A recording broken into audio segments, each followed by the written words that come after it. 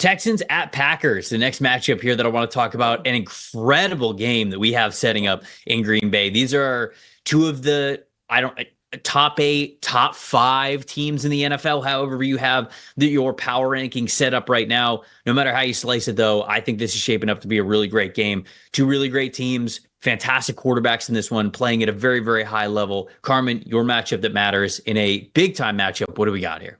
Yeah, I'm going to go kind of more of the obvious one, which is this Texans D line against the Packers O line. Packers O line ranks first. They lead the league in pass blocking grade. Yeah. In run blocking grade, 28th.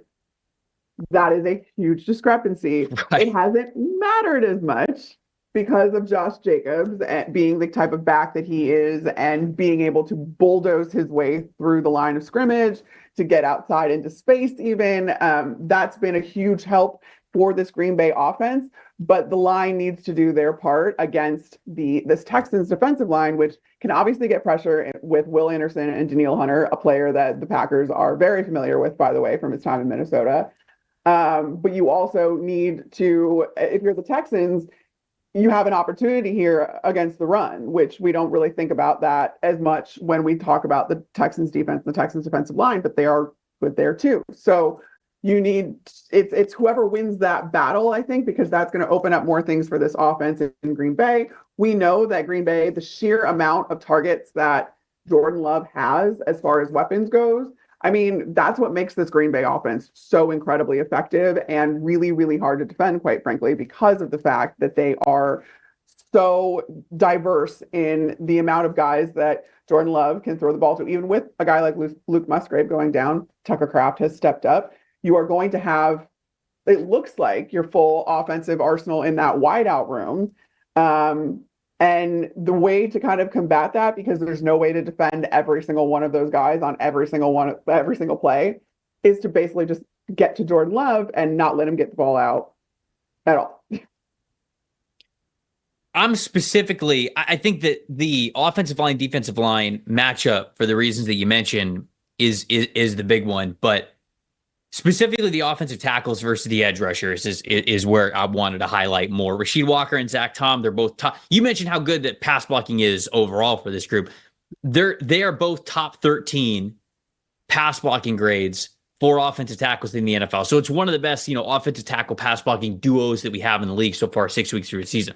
On the other side, it's one of the best edge rush duos that we have in the NFL this season. Danielle Hunter and Will Anderson, both of them are top 12 in total pressures. Hunter's got 25, Anderson's got 27. So this really is two of the best on each side going head to head. And I'm really, really excited for this one to see how these guys can hold up, because it is a strength on strength kind of a thing. So there's a lot of different matchups here, whether it's the secondary and what Xavier McKinney and Evan Williams are going to have for sort of the deep passes of CJ Stroud and that passing attack, which was, I didn't check it this week, but I checked it last week, and the Houston Texans were number 1 in the NFL in total explosive passing plays. And so they want to attack deep, but Xavier McKinney's been a ball hawk. Evan Williams, their rookie 4th-round safety, has been fantastic as well. So, those are obviously some matchups that matter as well. But I think specifically in the trenches, how that strength on strength is going to manifest itself, who gets the better of the other between Hunter and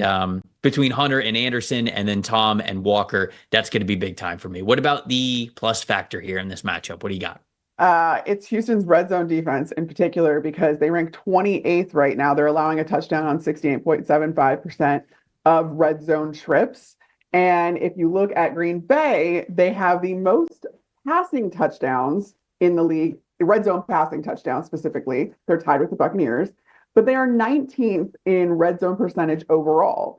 So they are pretty one-dimensional once they get inside the 20, and that should present an opportunity for Houston's red zone defense, which hasn't been good this season, to kind of, anticipate what they're going to do and shut them down and make sure that they are limiting the amount of production coming from Jordan Love and company inside the red zone in particular. Now, that doesn't speak to how Jordan Love can just kind of flick the ball off his back foot and hit Jaden Reed or Bo Melton even down the field. Not to mention Christian Watson, Romeo Doubs, who's back with the team, all that. I believe Dontavian Wicks is coming back this game as well, so we'll have to see what the injury information is. But when they get inside the red zone, when the field shrinks, can you stop this Green Bay Packers defense or offense from scoring? The injury report that I have from Wednesday, at least, has Jaden Reed limited participation, Dontavian Wicks limited participation, Christian Watson limited participation, Tucker Kraft as well. I am going to talk about one of those guys there for my plus factor, and I do think that it's Jaden Reed. Every time I watch this guy get the ball in his hands, I feel like it's just electric. I mean, I think that he could take it to the house every single time that he touches it. And I don't mean to take anything away from the other receivers, tight ends included for Green Bay, but in my opinion, nobody puts fear on the defense like Jaden Reed does. I mean, he could beat you so many different ways, and when you look at his statistics this season, he's got 442 yards, the seventh most in the NFL, 220 yards after the catch, that's tied for sixth in the NFL, 6 contested catches, tied for eighth, and 11 catches of 15 yards or more, which is top 5. So he is a top 10, top 5 receiver this year in production in so many different types of categories. And he's the guy that, in my opinion, gives them the highest return on investment. Dontavian Wicks does have a higher threat percentage than him in terms of how often he is targeted per route he has run, but I think it's a volume thing because Reed's got a lot more routes out there than Wicks does. So to me, Reed's the guy that can certainly allow the Packers to not only keep up with the Houston Texans offense, but also best it and have the better offensive output on the day. So I think that if they're going to be able to do that, they're going to have to score points in this one. It's going to be Jaden Reed having a big day, who I absolutely love here on this team.